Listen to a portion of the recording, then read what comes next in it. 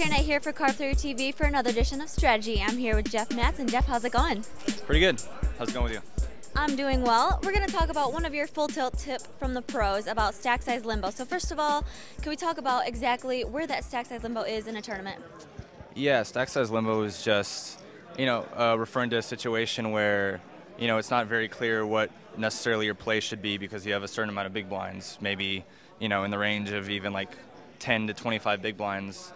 There's some situations where you could push, you could be limping, you could raise, so you don't necessarily know what's clear-cut to do. Now, in your tip from the pros, you use a specific example where you have pocket fours and it folds around to you in late position. Now, when you have 15 big blinds, what kinds of things are you thinking about on what you should do here? Well, I have a pair in late position, so I'm going to play it. And it's the kind of hand where, if I raise maybe like 3x and then I get pushed all in, I have the best hand a lot of the time, but I don't like to call off my chips with a small pair. So it's a situation where you can push all in for 15 big blinds just to put more pressure on and kind of, avoid having to make a decision and possibly folding the best hand. Now, if you're at a table where, when you're playing big buy-ins like you always are and there's a lot of good players, they're going to put you to the decision. So is this kind of just taking away their play? Yeah, I mean, it's kind of just taking out the, especially for not as skilled players, you don't want to overthink hands. So, you have a pair, you're in late position, you're semi-short, you want to pick the blinds, you don't want a skilled player to outthink you in this situation. You kind of just want to get it in. So, just pushing in that situation, you avoid having to make a decision for all your chips.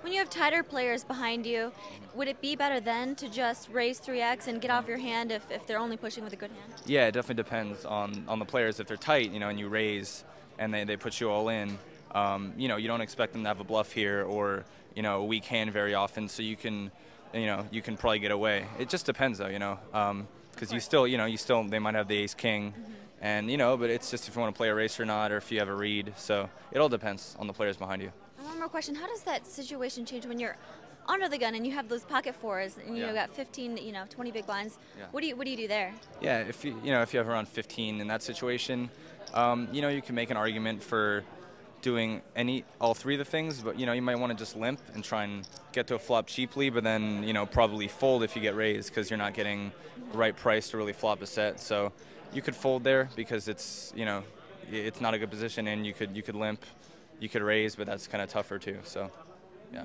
it's kind of it's all in between. Yeah. It's definitely tough to play those stack sizes, but that's really good advice. Thank you so much, Jeff. Christiana with Jeff Madsen for Card Player TV.